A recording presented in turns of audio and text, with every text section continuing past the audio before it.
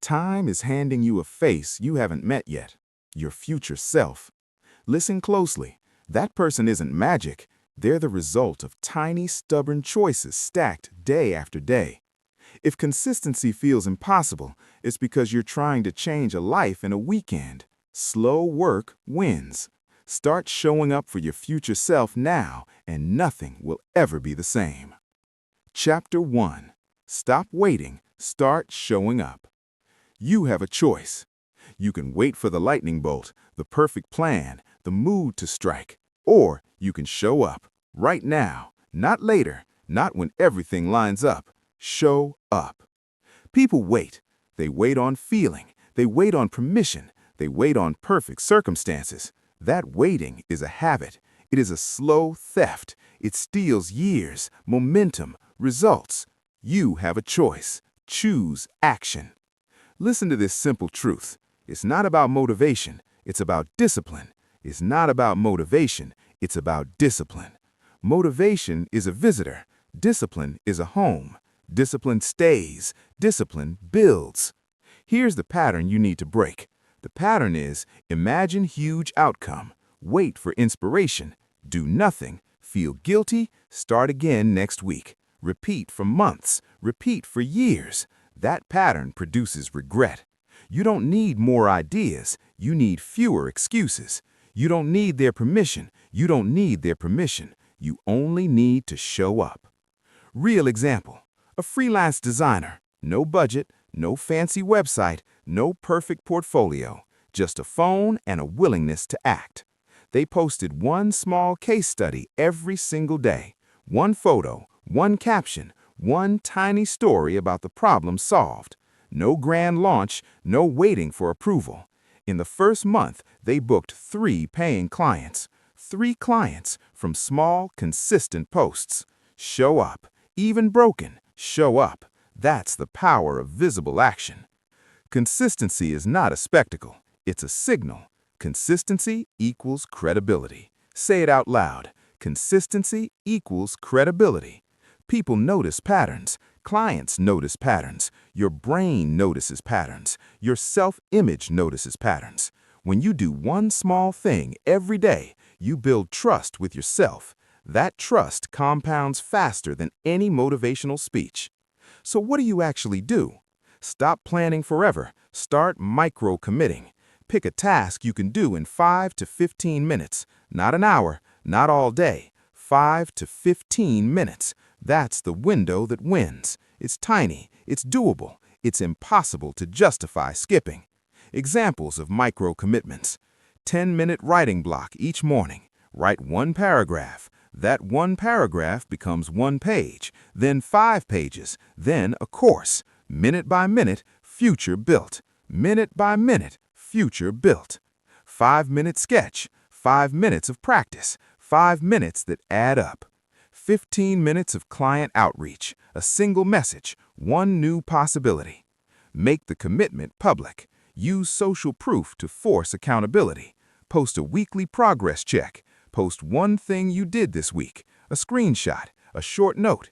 When you go public, laziness costs reputation. Good. Use that cost. Use the heat. Use the attention. Here is a clean method. Use these 3 steps every morning. Pick the smallest next action. Do not pick the whole ladder. Pick the first rung. Write 1 paragraph, not write a book. You have a choice. Set a timer. 5 to 15 minutes. Start the clock. Begin. Post proof once per week. A public check. A tiny update. Consistency equals credibility. Do this for 30 days. Count the days. Mark them. Track them. This is not ceremony. This is feedback. It tells your brain you keep promises. It rewires identity. You will become someone who keeps commitments. Now, let's handle the inner sabotage. Your mind will try to convince you that small actions don't matter, that tiny steps are beneath you, that you must wait to be worthy. Ignore it. That voice lies. The world rewards consistent mattering, not dramatic starts. Small actions beat excuses every single time. When a bad day comes, and it will, do the smallest thing. 1 minute, 1 sentence, one line. Show up. Even broken, show up. If you skipped yesterday, restart today. Restarting is not failure. Restarting is proof you're still in the game. Restart, don't reset. Restart, don't reset. You have a choice about how you handle setbacks. You can pile them into a story of defeat, or you can treat them as information. The right move is to analyze briefly and return to the 5 to 15-minute rule. Ask, what's the easiest next action? Then do it. Minute by minute, future built. Now, let's be practical about friction. Reduce it. Remove barriers. Want to write daily? Put your notebook by your bed. Want to design daily? Keep templates ready. Want to reach out to clients? Have a saved message.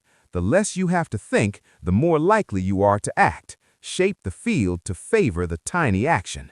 That's the key. That's the key. You will be tempted to measure success by big outcomes. Resist it. Measure inputs, minutes practiced, pages written, messages sent. Inputs tell the truth.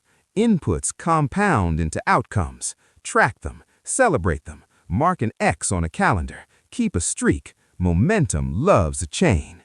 And here's a phrase to repeat when doubt creeps in. You don't need their permission. You don't need anyone's approval to start. Start small. Start now. That sentence shifts power back to you. Hold it. Repeat it. This chapter is not a pep talk. It's a blueprint. Show up for your future self with a micro commitment. Make that commitment public. Remove friction. Track daily. Restart when you slip. Repeat without drama.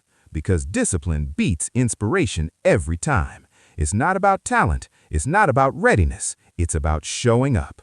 It's not about motivation. It's about discipline. You have a choice. Choose to act. You just drew the first line in the life your future self will thank you for. You broke the waiting habit. You built a habit of starting. You made showing up a non-negotiable. You mastered the first move. Now, let's shrink the future so the next move becomes obvious. Chapter 2. Shrink the future. Make tomorrow small. You have a choice. You can stare at the size of your future and freeze, or you can shrink it until action becomes inevitable. Most people fail not because they're weak. They fail because the future feels too big. Big goals sound impressive. They also paralyze daily action. Your brain does not respond well to enormity. It sees danger, it sees effort, it sees uncertainty, and it chooses delay. That's why people say things like, I'll start when I have more time. I need a better plan. I just need to get motivated first. Those are not thoughts. They're escape routes. You have a choice. You can keep worshiping the size of the goal, or you can make it small enough to touch. Shrink it. Do one block. A marathon is not run in a day. It is not even run in a month. It is run one block at a time. Every successful marathon runner knows this. They don't wake up and attempt 26.2 miles. They run one block, then another, then another. Shrink it. Do one block. That single block creates motion. Motion creates belief. Belief creates consistency. Consistency creates identity. That's the key. Big goals sabotage daily action because they demand too much at once. Small actions invite participation. Your future does not need heroics. It needs obedience to small steps. Here is the rule you must adopt if you want to meet your future self.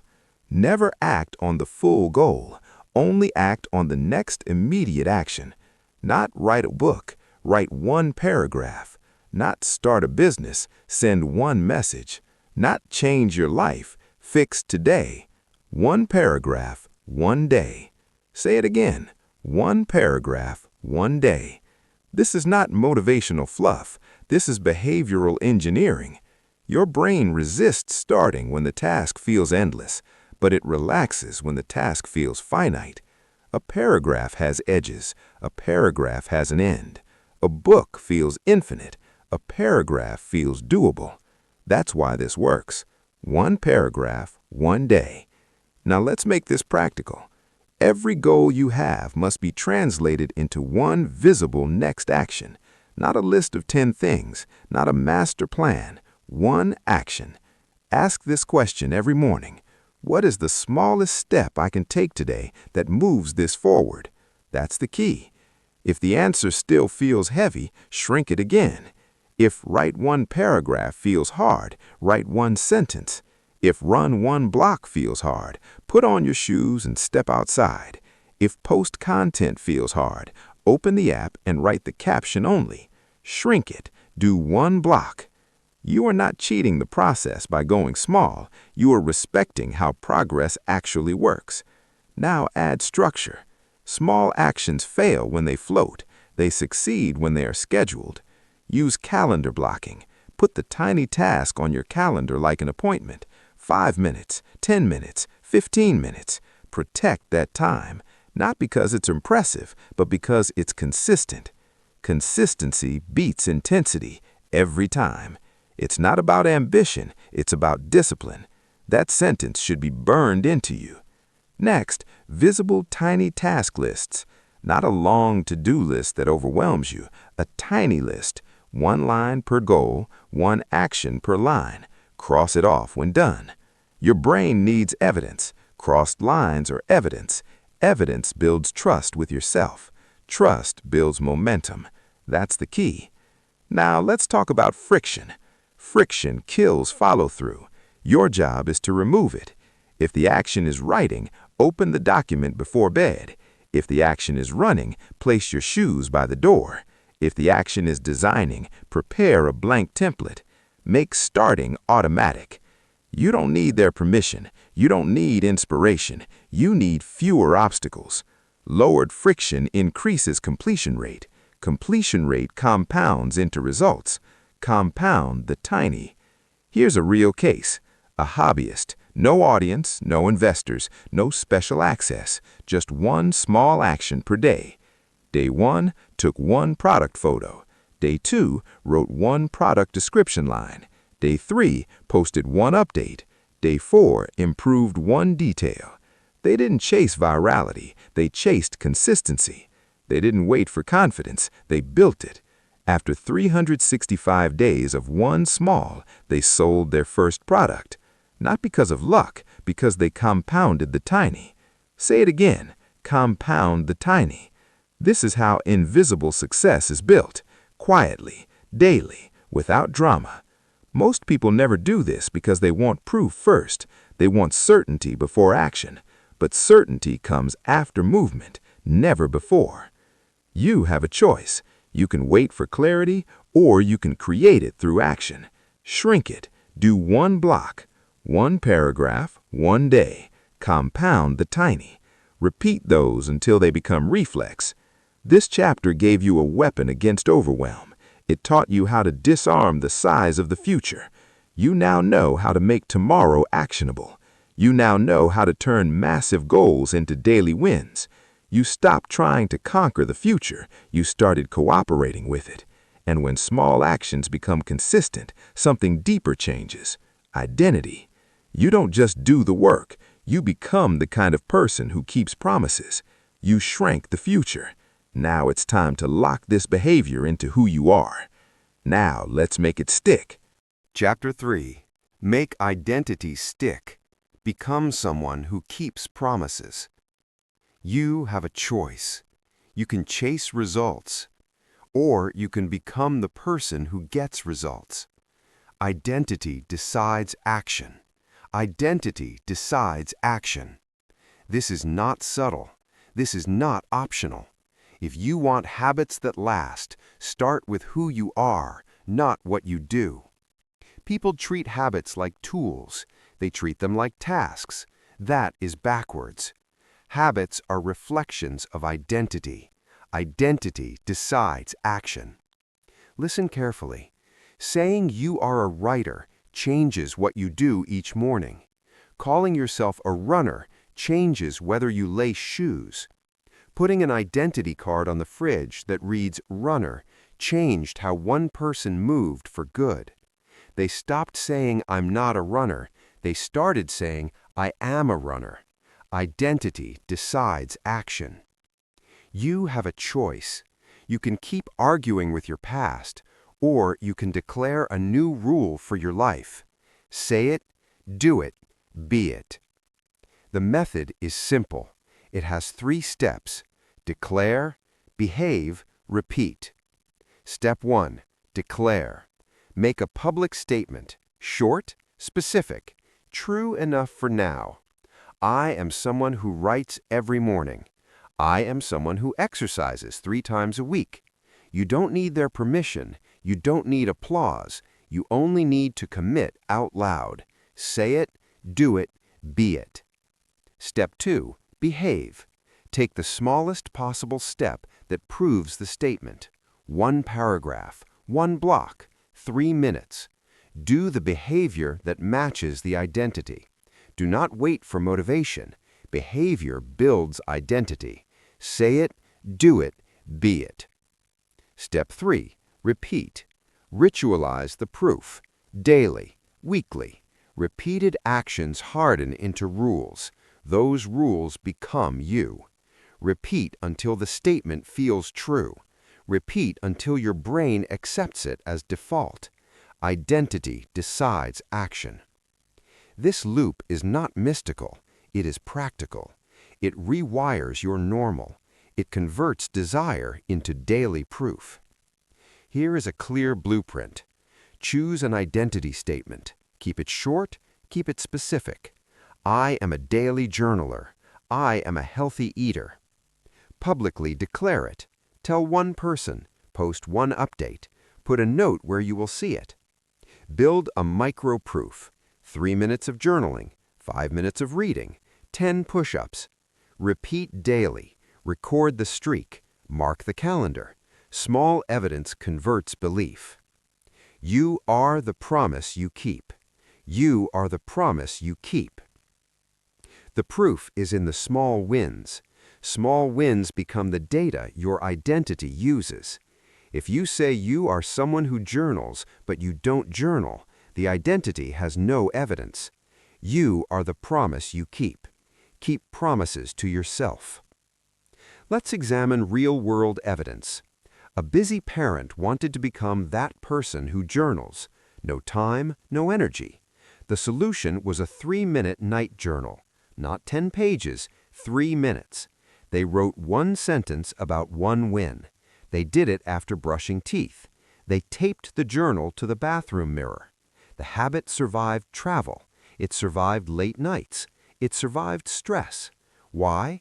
Because the identity was small and specific and proven daily. You are the promise you keep. You have a choice. You can use sweeping declarations that are empty, or you can make tiny promises you can keep. Say it, do it, be it. Now the rules that keep identity honest. Rule 1. Measure behavior, not outcomes. Track minutes practiced. Track pages written. Track calls made. Identity grows from repeated behavior. Outcomes follow. It's not about luck. It's about discipline. It's not about talent. It's about discipline. Rule 2. Use public accountability. Announce your new identity to 1 person. Better, to a small group. Public pressure is leverage. It turns private promises into social commitments. You don't need their permission. You need leverage. Rule 3. Design immediate proof. If your identity is reader, leave a book on your pillow. If your identity is creator, keep a ready-to-use template. Make the first action frictionless. Remove obstacles. That's the key. That's the key. Rule 4. Build ritual triggers. Anchor the behavior to an existing habit. After coffee, write 1 paragraph. After lunch, make 1 sales call. After dinner, meditate for 5 minutes. Habit stacking makes identity inevitable. Now the recovery plan. Slip-ups will happen. You will miss a day. That is not a verdict. It is information. Do not quit. Restart immediately.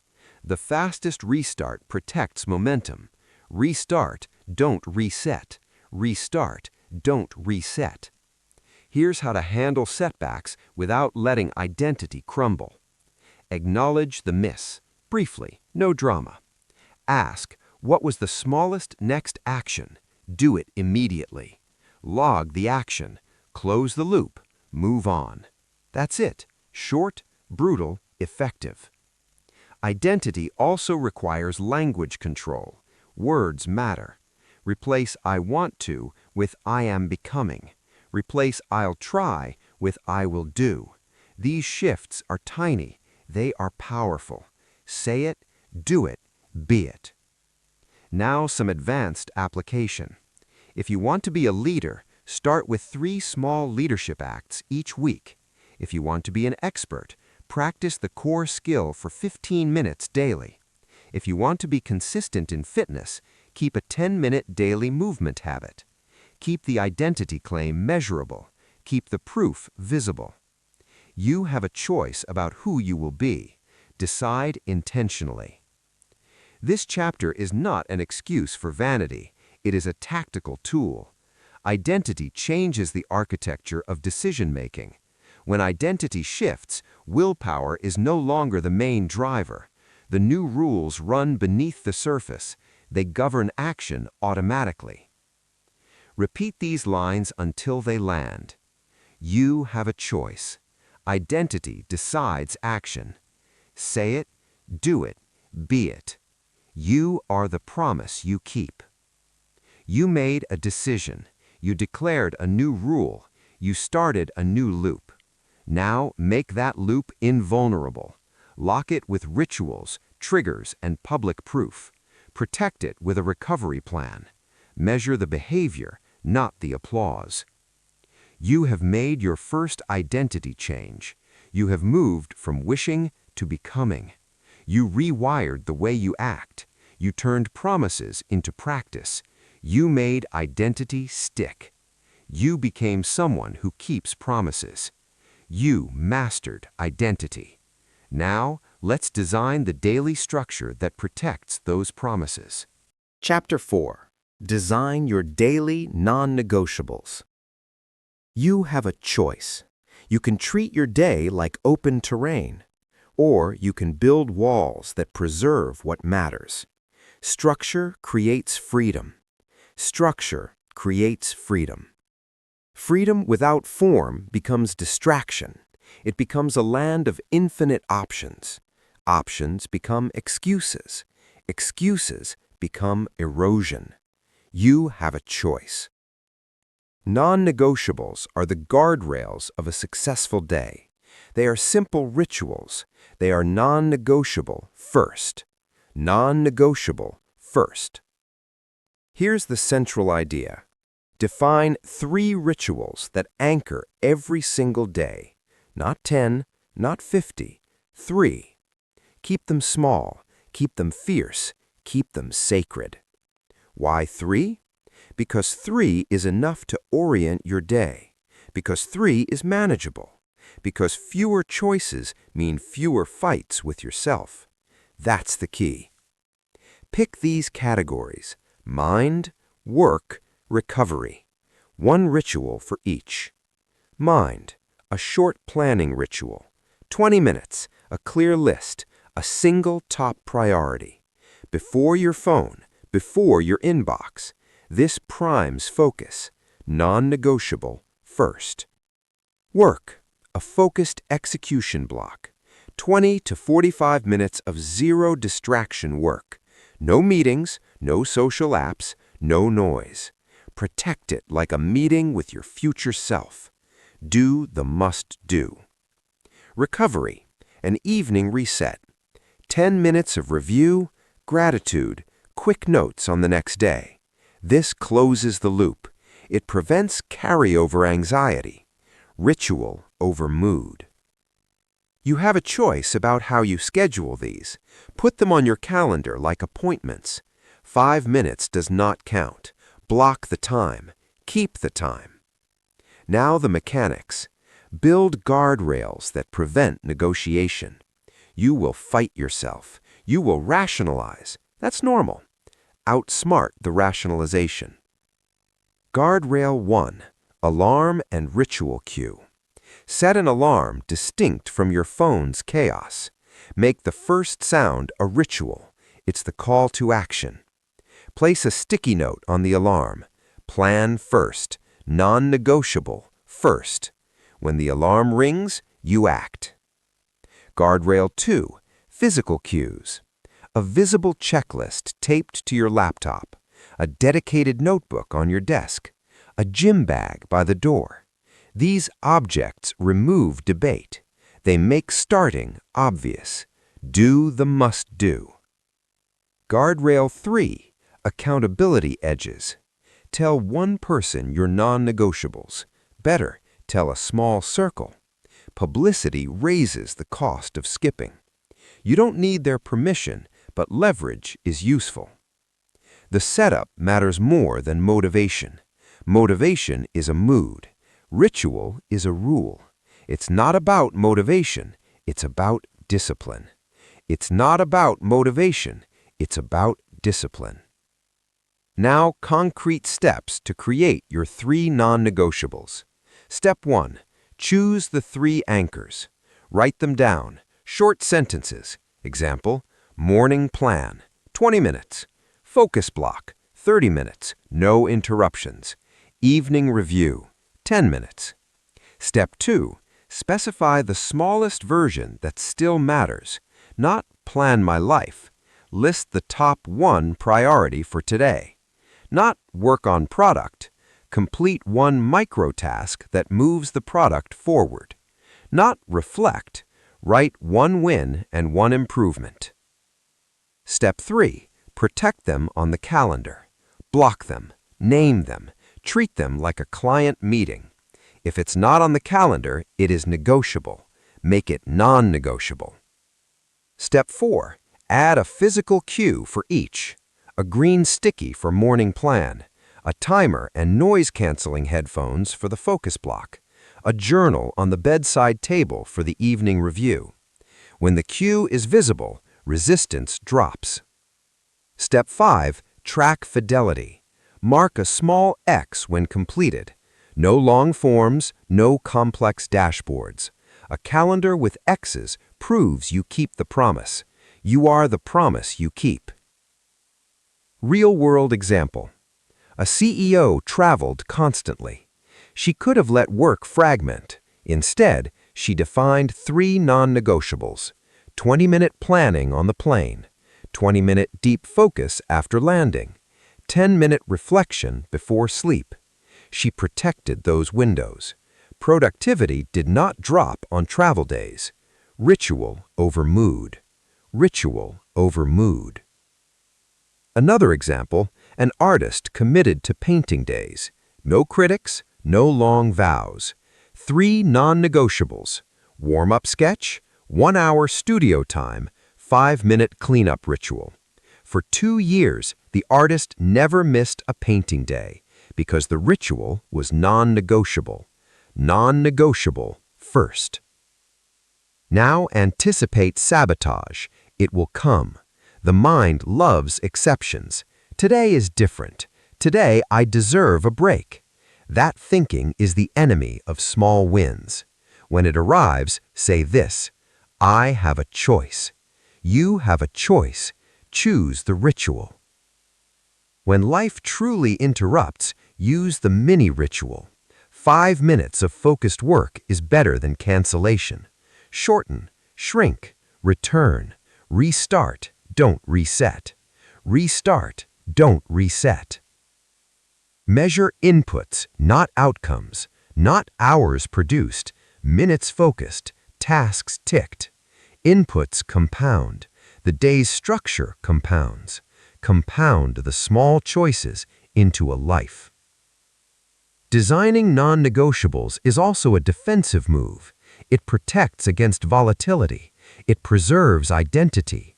It anchors your future self. You don't need anyone's approval to make rules. You don't need their permission. This is your operating system. Own it. One more advanced tip. Create a no-negotiation contract with yourself. Write it, sign it, post it. It is a small ritual that increases commitment. It sounds extreme. It works. This chapter gives you 3 things: clarity, structure, and rituals. Clarity about what matters, structure that removes debate, rituals that convert willpower into automation. You have a choice. You can drift, or you can design your day to protect the future you promised. Non-negotiable first. Do the must-do. Ritual over mood. You have the tools. Use them. You built identity. You anchored habits. You are now going to break the traps that kill consistency. Now, let's do that. Chapter 5. Break the all-or-nothing trap. You have a choice. You can go big and burn out, or you can go small and last. A little beats none. A little beats none. This chapter is about the myth that more is always better. It's not. Perfectionism is a performance killer. Dramatic starts lead to dramatic stops. That is the pattern. You have a choice. Look around. January gyms are full. By March, they are empty. People sign up for extremes. They declare total rewrites. They vow to overhaul everything overnight. Then life happens. The vow breaks. The quit follows. That is the all-or-nothing trap. You don't need their permission to be sensible. You don't need their permission to protect your energy. You only need a method that keeps you in the game. That's the key. Here is the brutal truth. Consistency beats intensity. Progress, not perfection. Repeat it. Progress, not perfection. If you want long-term results, you must design for human reality. Humans get tired. Humans get busy. Humans fail sometimes. Build a system that survives that fact. The fix is simple. Use a recovery-first approach. Allow motion on bad days. Use restraint on great days. Make restarting the rule, not the exception. Restart, don't reset. Restart, don't reset. What is recovery first? It means you accept slippage as normal and plan for it. You do not treat a missed day as a moral failure. You treat it as a broken data point. You ask 3 questions. What happened? What will I change? What is the smallest next step? Then you act. That's how you move forward. Behavioral instructions you can use today. Set a minimum viable practice. Decide the smallest version of the habit you will accept on bad days. For writing, it might be 200 words. For gym, 10 minutes of movement. For language practice, 5 minutes of vocabulary review. When life gets heavy, do the minimum. A little beats none. Build a 2-minute restart ritual. If you miss a day, do a 2-minute action immediately. Open the document. Write 1 sentence. Step outside and walk for 2 minutes. Send 1 message you avoided. 2 minutes breaks the inertia. Restart, don't reset. Schedule restraint on good days. On high-energy days, don't blow the bank. Keep 1 small guardrail. Stay consistent with the minimum. Use the extra energy to add incremental work, not to create a new standard you cannot sustain. That's the key. Track inputs, not outcomes. Log minutes, log pages, log reps. Inputs tell you whether you showed up. Outcomes lag. Trust the inputs. Progress, not perfection. Normalize the pause. When you miss, write it down and move on. No stories, no self-flagellation, no dramatic vows to make up by overworking tomorrow. Just restart. Restart, don't reset. Real-world evidence makes this non-negotiable. Example A, the writer. One writer committed to 200 words a day, not a book a week. 200 words. Some days were rough, Many were short. Over years, the pages added up. A book appeared. Compare that to the binge and quit writers. The steady writer wins. Progress, not perfection. Example B, the gym newbie. Someone joined a gym on January 1st and vowed 2-hour sessions daily. By week 3, they hated it. They quit. Another person committed to 10 minutes of daily movement. 10 minutes led to 20. 20 turned into a regular habit. By June, they were fitter than the all-or-nothing person who quit. A little beats none. Now the internal work. Perfectionism uses language. I must, I should, I need to be perfect. Replace that with I will do the next smallest thing. Replace I failed with I paused. You have a choice about the vocabulary you use. Language shapes action. A compact toolkit for immediate use. The minimum rule. Define the smallest acceptable action for each core habit. The 2-minute restart. When you miss, do 2 minutes right away. The daily inputs log. 5 lines. Date, habit, minutes, small win, next step. The no drama reset. No long explanations, no emotional narratives. Acknowledge, adjust, act. These simple tools reduce shame. They increase speed. They protect momentum. Now, a caution. The minimum rule can be misused as an excuse. Don't let it become permission to be lazy. Use it as a safety net, not a baseline for complacency. The goal is to make showing up non-negotiable. The minimum rule keeps you in the game. Then, when consistent, you scale up deliberately. Let's address relapse honestly. If you fall into 2 weeks of inactivity, stop narrating and start sequencing. Break the restart into tiny steps. 2 minutes today, 5 minutes tomorrow, 10 minutes the next day. Use public accountability. Tell one committed person your plan and the exact tiny steps. Announce the 2-minute restart. Public pressure is leverage. You don't need their permission, but leverage helps. Discipline beats moods. Repeat, it's not about inspiration, it's about discipline. It's not about talent, it's about discipline. Those lines are anchors. They return you from the temptation to dramatize. Use ritualized reflection weekly, 5 minutes every Sunday. Ask what worked, what failed, what will be the minimum next week. Curting reflection prevents the all-or-nothing storms. It keeps adjustments surgical, not catastrophic. One practical habit to install now is the if-then rule. If I miss a day, then I will do 2 minutes the same day. If I feel overwhelmed, then I will shrink the task to the minimum.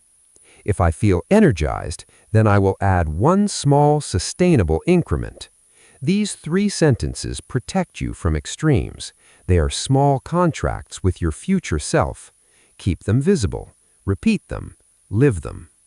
Finally, remember why this matters. Consistency compounds. Small, imperfect actions stack into major change. The all-or-nothing trap steals years of progress in the name of theatrics. Don't let it rob you. Choose the path that keeps you present.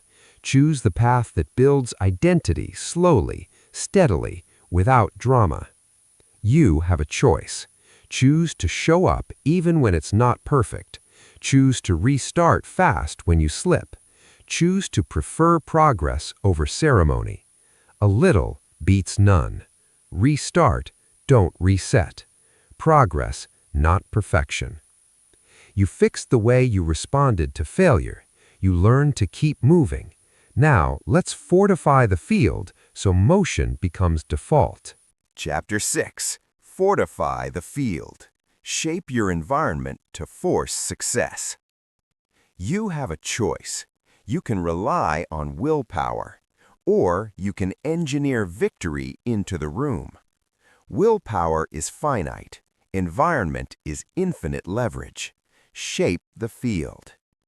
Listen, people blame weakness. They blame bad days. They blame motivation. Those are excuses wrapped in plausibility. You have a choice. The smarter move is to design your life so the right choice is the obvious one. Make progress the default. Default to progress. That is the core idea. Make the right choice obvious. Make the wrong choice invisible. Make the default favor your future self. Shape the field. Real example. Remove social apps from the phone. No banners, no accidental scrolls. 90 minutes returned every week. 90 minutes of deep focus. That is not magic, that is design. You don't need their permission to rearrange your tools. You don't need their permission. Another example. A failing student changed study rooms. New seat, no phone, a single notebook. They went from failing to top performer in one term. Why? The environment removed distractions and sent a clear signal: do the work. Win by design. This chapter is practical. It's tactical. It is not theory. Here are the steps you must take. Step 1. Audit your environment. Look around. Be ruthless. Phone notifications, visible snacks, open tabs. Identify the low-resistance traps. Write them down. You have a choice. Attack them. Step 2. Make the right action obvious. If you want to write each morning, place your notebook on the pillow. If you want to exercise, put your gym bag by the door. If you want to practice guitar, leave it on a stand in the living room. Visual cues remove decision friction. Default to progress. Step 3. Make the wrong action invisible. Hide triggers. Move the TV remote. Put your phone in another room. Use app blockers during work hours. Turn off badges and sounds. The brain will take the path of least resistance. If the wrong choice is harder, you will choose the right one more often. Shape the field. Step 4. Build default rules.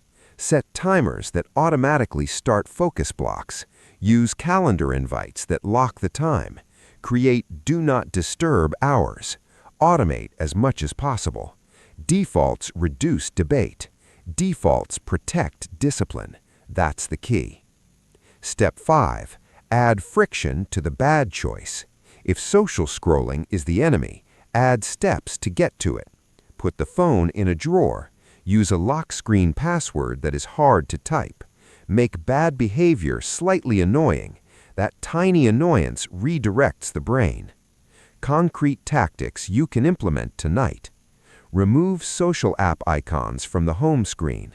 Turn on grayscale for your phone during work hours. Use website blockers for common time sinks. Pre-fill a writing document with a heading so the first line is easier.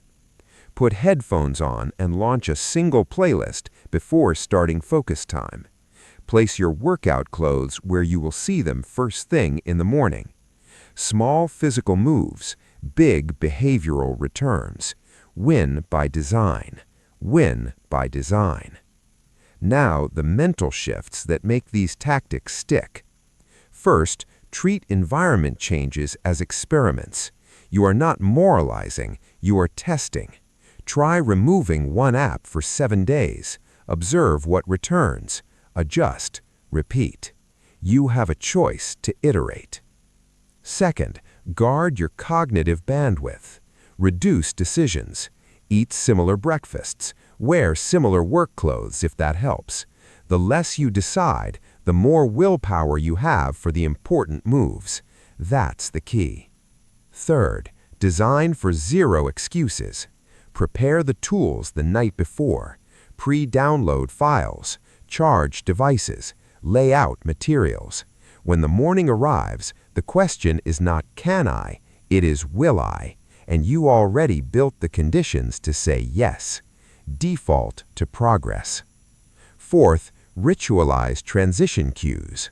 Have a 5-second prep routine before deep work. Stand up, breathe, close the door, turn off notifications, Start the timer. Rituals flip the switch from I might work to I am working. Shape the field. Let's talk about social environment. People matter. Associates matter. Meetings matter. Your circle either reinforces your future or undermines it. If the company you keep celebrates excuses, your environment will be noisy. If the company you keep celebrates small wins, your environment will be calm. Choose wisely. You don't need their permission to change your circle. You have a choice. Next, design your digital field. Clean your desktop. Fewer files, fewer distractions. Use one browser profile for work, one for everything else. Remove autoplay on video platforms. Schedule social time. Don't let it be default. Schedule it. Protect the rest. Default to progress. Now, a stronger tactic. Create time-based environments. Work hours, family hours, learning hours, rest hours. Each zone has its own rules. During work hours, the devices that distract are off limits. During family hours, phones are in a designated basket. During learning hours, a focus playlist plays. When the environment signals what to do, your brain complies. Shape the field. A concrete checklist for this chapter. Do a 10-minute audit right now. List 3 friction points. Pick one to fix tonight. Remove an app, hide a snack, set a timer. Create one visible cue for your most important habit. Notebook, shoes, instrument. Block one daily focus time on your calendar and treat it as sacred. Tell one person what you changed. Publicity increases follow-through. Progress is not a moral test. It is a design problem. Design better. Win by design. Remember the phrases. Say them until they are muscle memory. Shape the field. Shape the field. Default to progress. Default to progress. Win by design. Win by design. This work is invisible. It looks like preparation. It is the backbone of consistency. The person who wins is often the one who arranged his life so the right thing is easiest, not the most motivated, not the most brilliant, the one who designed advantage into daily life. It is not about talent, it's about discipline. It's not about luck, it's about structure. You have a choice. Choose structure. You just fortified the field. You made the right choice more likely than a whim. You removed excuses and created defaults. You shaped the environment to favor your future self.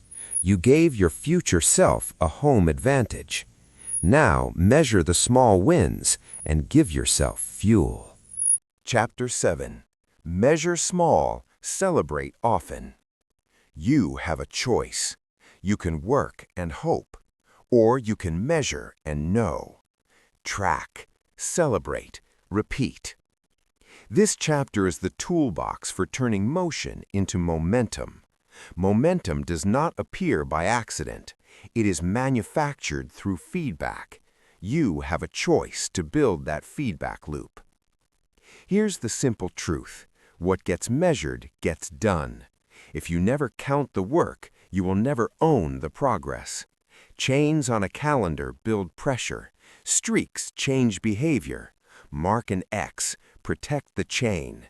Track, celebrate, repeat.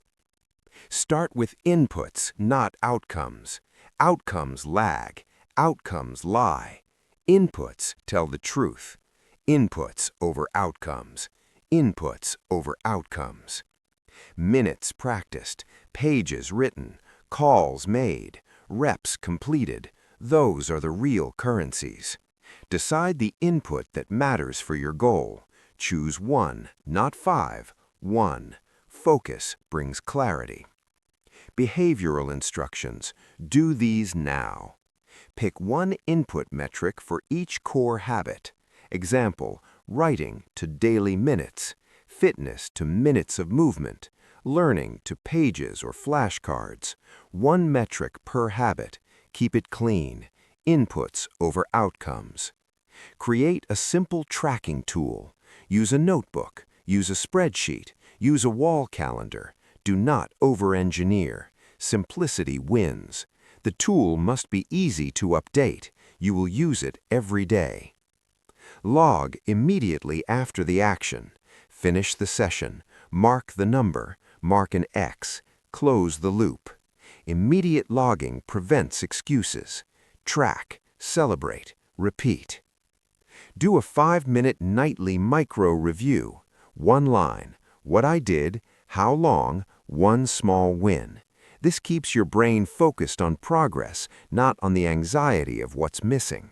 The psychology matters. Small wins release chemicals that reward the brain.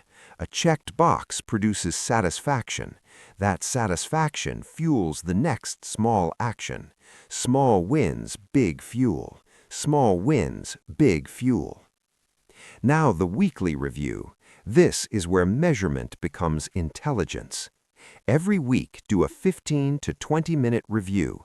Brutal, short, useful. Use these 3 questions. What did I ship this week? What input moved the needle? What's the one tweak for next week?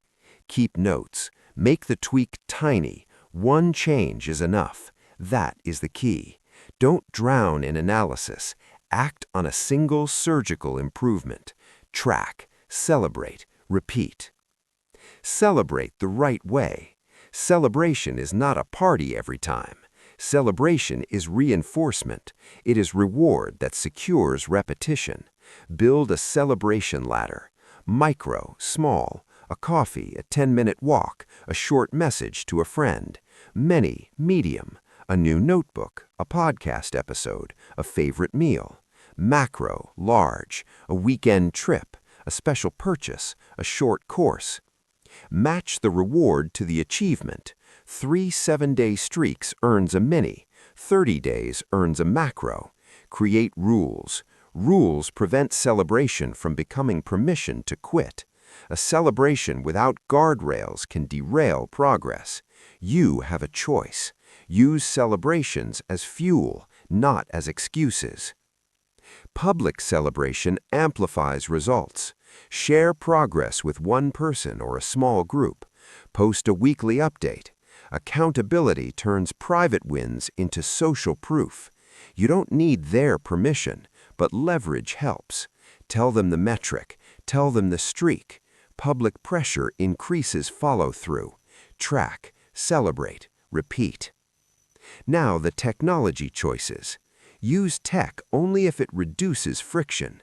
Do not let the app become the task. A few recommended patterns. Use a single spreadsheet with dates across the top and habits down the side. X or minutes. Simple. Use a calendar and block the habit time, then mark the block as complete. Visual blocks build rhythm. Use a habit app if it gives you a visible streak. Some people respond well to red chain visuals. If it motivates you, use it. But remember, tools are servants, not masters. You will abandon complicated systems. Keep it stupid simple. Inputs over outcomes. Now handle breaks. Streaks break. They will. The chain will snap. That is not the end. It's data. Do not drown in shame. When a streak breaks, do this immediately. Log the miss. Write one sentence why. Do a 2-minute restart ritual. Open the document. Do one sentence. Step outside for 2 minutes. Then log that action. Reset the streak count only after you have restarted. Restart. Don't reset. Restart fast. Restart decisively. The speed of restart determines whether momentum survives. Restart. Don't reset. Repeat that. That's the key. Use micro-experiments. Testing small changes prevents giant swings. Try one tweak per week. Did moving your writing time to after coffee increase minutes? Try it for 7 days. Measure. Decide. Either keep it or revert. This iterative approach prevents overwhelm. It forces learning, inputs over outcomes. Now the identity link. Measurement trains identity. When you mark X's, your brain reads the pattern. I am someone who writes daily. Identity decides action. Identity decides action. Repetition of measurable behavior becomes belief. You are the promise you keep. That promise is supported by evidence. Evidence matters. Guard against two traps. Trap 1 is vanity metrics. Followers and likes do not equal progress. They can lie. Measure what you can control. Inputs over outcomes. Trap 2 is celebration that excuses. Don't reward yourself with a binge that undoes the week's work. Keep celebrations proportional and rule-bound. Use the latter. Small wins, big fuel. Use them. Next, scale thoughtfully. When a habit is stable for 90 days, add one additional input increment. Increase minutes by 10 to 20%. Do not double. Small scale avoids relapse. Compound gently. End of quarter review. Every 3 months, do a longer review, 30 minutes. Look for patterns. Which inputs consistently correlate with outcomes? Which tweaks worked? Decide which habits to scale and which to retire. This is the governance of a productive life. You have a choice about how you see your progress. You can be vague and hope, or you can be precise and act. Precision does not kill creativity. It focuses it. It converts effort into reliable results. Repeat the phrases until they are muscle. You have a choice. Track, celebrate, repeat. Inputs over outcomes. Small wins, big fuel. You don't need their permission. It's not about luck. It's about discipline. You set up the loop. You logged the inputs. You celebrated the wins. You learned to restart fast. This chapter taught you how to turn work into evidence. It taught you how to make progress visible and pleasurable. It taught you how to protect momentum when the chain breaks. You measured your way out of doubt. You celebrated your way into courage. Now let's use failure as raw material, not a stop sign. Chapter 8. Use failure as training, not proof you're done. You have a choice. You can let one slip become your story, or you can let it become your data. Fail forward. Fail forward. This chapter changes how you see mistakes. It flips punishment into practice. It turns shame into strategy. Slip is signal. Slip is signal. Every setback carries information. Every failure hides a clue. That clue makes the next step smarter. You have a choice. Read the clue. Use it. Move. First, the brutal truth. A slide does not equal identity. A bad week does not mean you are a failure. It means you tried, you learned, you have evidence. It's not about talent, it's about discipline. It's not about talent, it's about discipline. Look at entrepreneurs. Launches fail all the time. Most collapse and quit. The few who win don't avoid failure. They study it. They extract rules. They pivot. They fail forward. That's the pattern. Listen to athletes. Film study is not optional. They watch mistakes. They isolate them. They fix one thing. They practice it. They test again. They improve. Film is data. Data becomes progress. Slip is signal. You need a method, not hope, not pep, not moralizing. You need a simple ritual that turns pain into plan.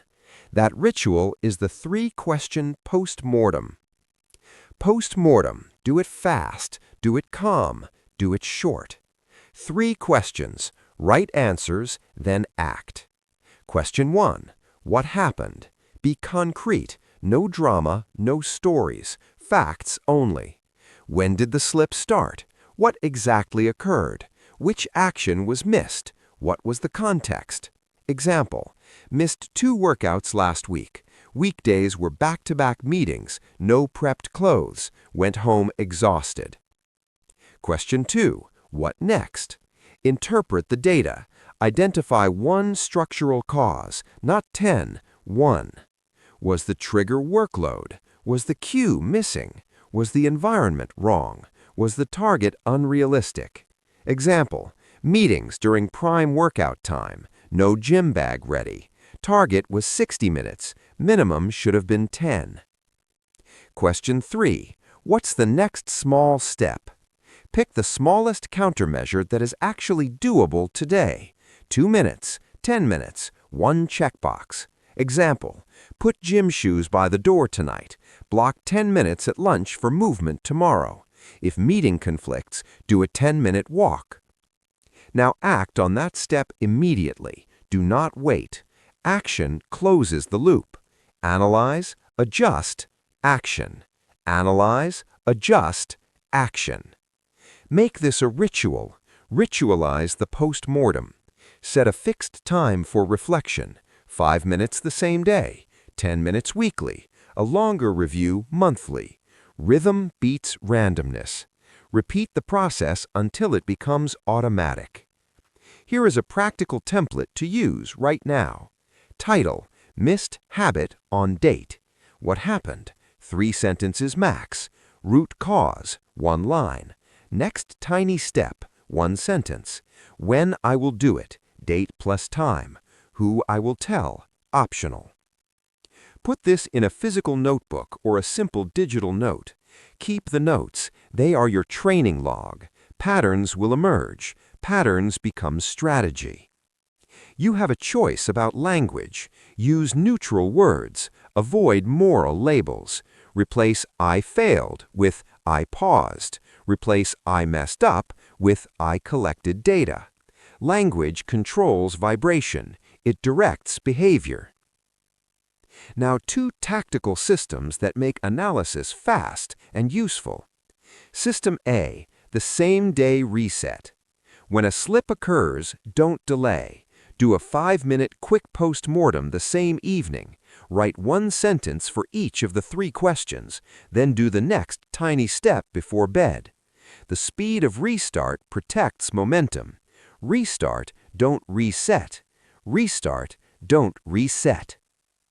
System B, the weekly deep scan. Every Sunday, review the week's post-mortems. Look for 1 repeating cause. Pick 1 surgical tweak for the next week. Implement it. Track impact. This stops refighting the same battles. Real-world case. A founder launched a product with a weak onboarding flow. Users dropped off. Rather than blame the market, the founder ran 5 post-mortems on churned users. Each revealed the same friction point. 1 small redesign and a follow-up email increased retention. They failed forward. The failure paid for the fix. Another case, a sprinter repeatedly lost time on the turn. Film showed a tiny foot placement error. The coach drilled a single correction for 2 weeks. Race times fell. Practice on purpose worked. Slip is signal. Chapter 9. Anchor to identity, not to results. You have a choice. You can chase flashes of success, or you can become the kind of person who produces results over time. Be the person who practices. Be the person who practices. Results lag. Identity doesn't. This is the simple, brutal fact. If you build identity first, the rest follows. That's the key. Look at the musician. No big audience at first. Daily practice, year after year. 5 years later, mastery. They did not trade identity for short-term applause. Be the person who practices. The problem most people make is obvious. They measure themselves by outcomes they can't control. They binge when metrics shine. They quit when metrics wobble. That's the all-or-nothing mistake. You have a choice. Identity is stable. Results bounce. Platforms change. Algorithms shift. Markets wobble. Identity keeps you moving while the world recalibrates. Do the work, trust the time. Do the work, trust the time. This chapter gives you tools to lock behavior into who you are, tools you can use immediately. Act as future now.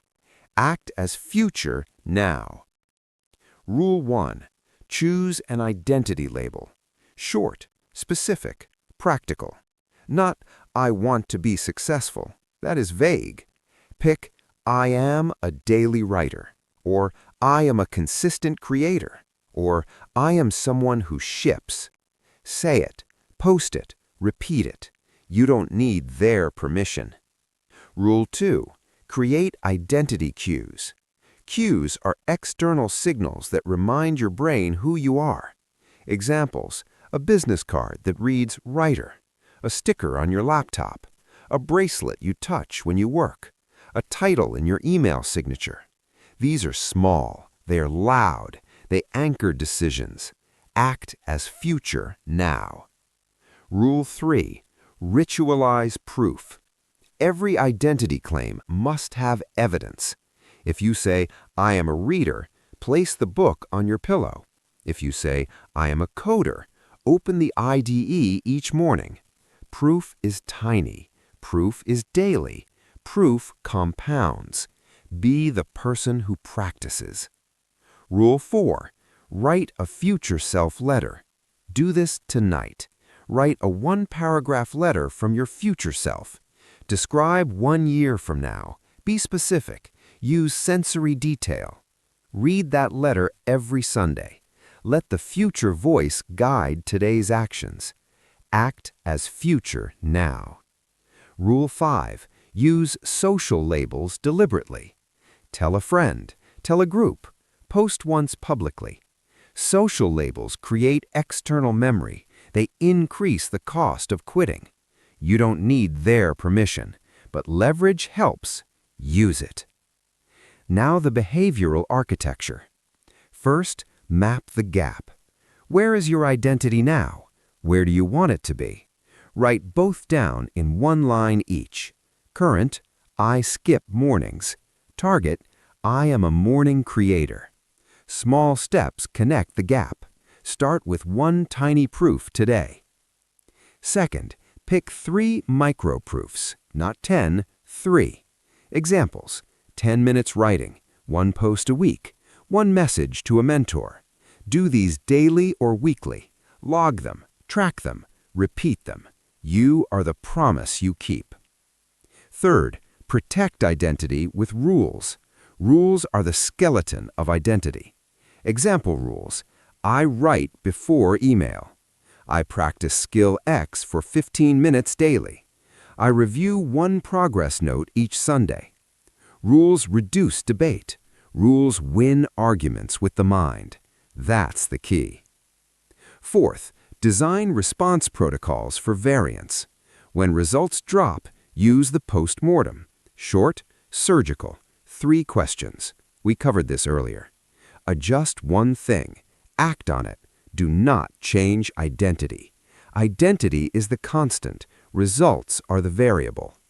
Fifth, measure identity signals, not vanity metrics. Inputs over outcomes. Minutes over likes. Pages over applause. You will feel tempted to count the wrong things. Resist. Inputs build proof. Proof makes identity credible. Now the mindset shift you must enforce. Stop trading identity for applause. Stop waiting for permission to be who you say you are. You don't need their permission. Repeat it. You don't need their permission. Understand the time dynamic. Identity must be practiced long before results arrive. Most people abandon before the lag completes. You have a choice. Stay long enough. Be the person who practices. Here is a compact daily routine to anchor identity.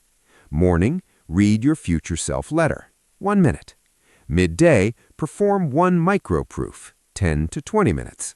Evening, mark the proof in your tracker, 1 line. Weekly, read the letter, adjust 1 micro-proof, and celebrate a small win. Repeat this cycle.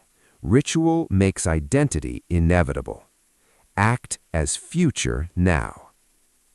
Now, real-world rules for scaling identity. Rule A, scale slowly.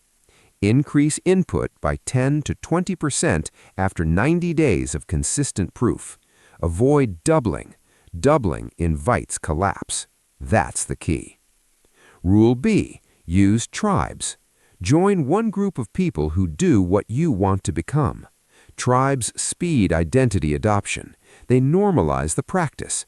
They show you how the future self behaves. Rule C, protect your narrative. If you miss a week, do not say, "I failed." Say, "I paused and adjusted." Restart fast. Restart decisively. Restart, don't reset. Finally, use identity to survive external shocks. When platforms change, when an algorithm kills reach, when the market shifts, identity keeps you. Creators who outlast change do not attach to the tide. They attach to craft. Do the work, trust the time. Repeat these lines until they are reflex. You have a choice. Be the person who practices. Act as future now. You don't need their permission. It's not about instant applause. It's about discipline. Do the work, trust the time. You moved identity from theory to practice. You made it concrete. You built cues, rituals, rules, and recovery protocols. You set a future self voice that will steer your present. You anchored who you are so that results stop dictating your motion. You chose to become the kind of person who endures. You anchored identity. Now, let's close the loop and begin living as that future self every day. Chapter 10. Live as your future self now. You have a choice. You can keep preparing for a life that never arrives, or you can step into it today.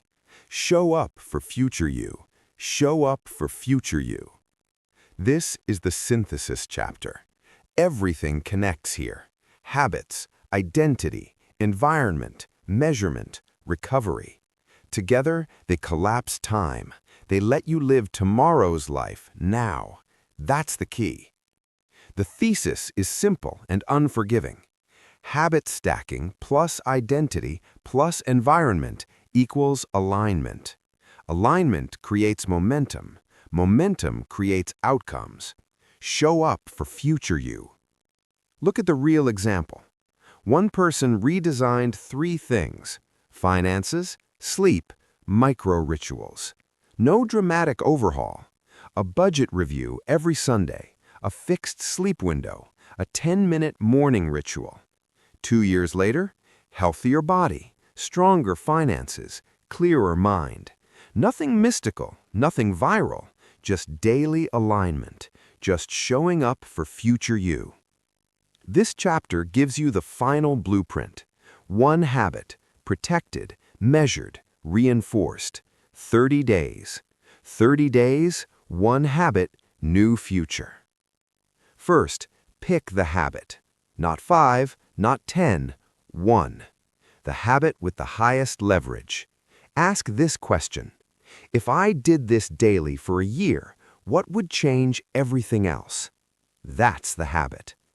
Examples: 10 minutes of writing, 15 minutes of movement, daily expense tracking, 1 page of reading, a nightly planning ritual. Choose small, choose boring, choose sustainable. It's not about intensity, it's about discipline. You have a choice. Second, make it non-negotiable. Non-negotiable means it happens regardless of mood, regardless of weather, regardless of chaos. The form can shrink, the habit does not disappear. That's the rule. Set a minimum standard. 5 minutes counts, 1 page counts, One line counts. Never zero. Never zero. Restart, don't reset. Write the rule down. I do, habit, daily, minimum, tiny amount, no exceptions. Sign it. Date it. You don't need their permission to commit. Third, shape the environment. You already learned this, now you deploy it fully. Make the habit obvious, make distractions invisible, make progress the default. Examples: notebook on the pillow, gym shoes by the door, budget app on the home screen, phone in another room during the ritual, alarm named after the habit. Environment beats motivation, every time. Shape the field, default to progress. Fourth, measure daily. No drama, no dashboards with 20 metrics, one checkmark, one X, one line. Track the input, not the outcome. Inputs over outcomes, inputs over outcomes. Use a visible tracker, calendar on the wall, notebook on the desk, habit app if you must. Visibility creates pressure, pressure creates follow-through. Say it out loud as you mark it. Show up for future me. Track, celebrate, repeat. Fifth, stack identity. You are not trying, you are becoming. Name the identity tied to the habit. I am the person who writes daily. I am the person who trains consistently. I am the person who plans their money. Say it before the habit, say it after the habit. Identity decides action. Act as future now. Add cues that reinforce identity. A label, a ritual, a symbol. Small reminders that whisper, this is who you are. You are the promise you keep. Sixth, install the recovery plan. Slips will happen. Plan for them now. Not emotionally, structurally. Write this sentence. When I miss a day, I will do the minimum the next day and log it. No guilt spirals, no dramatic resets. Analyze, adjust, action. Slip is signal, fail forward. Now the core container, the 30-day mini-experiment. This is not forever, it is 30 days. 30 days, one habit, new future. Why 30 days? Because it is long enough to build evidence, short enough to reduce fear, clear enough to commit. Here is the exact protocol. Day 0, choose the habit, define the minimum, prepare the environment. Days 1 through 30, do the habit daily, log it visibly. Weekly, 5-minute review. What worked? What didn't? One small adjustment. Day 30, decide. Lock it in, scale slightly, or replace with a new habit. Do not renegotiate mid-experiment. No upgrades, no add-ons. Stability first. That's the key.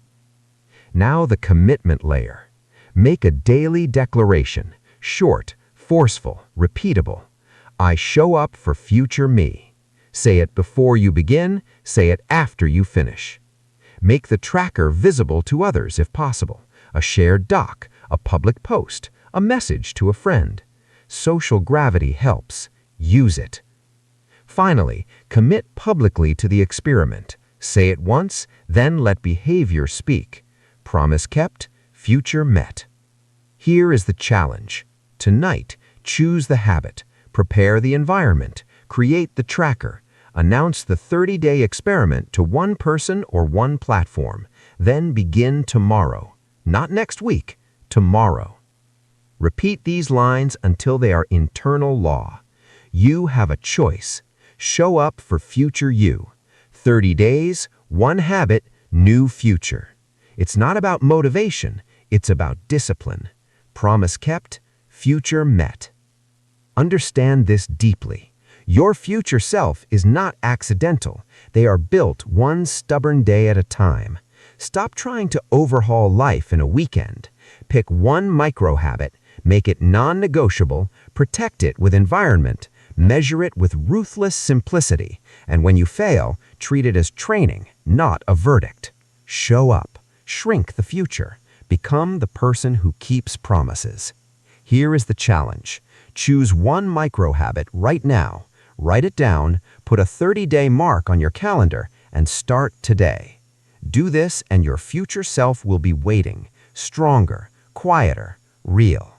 If that resonates, like the video, subscribe to Mindshift Audiobooks, and come back every week to keep building what matters.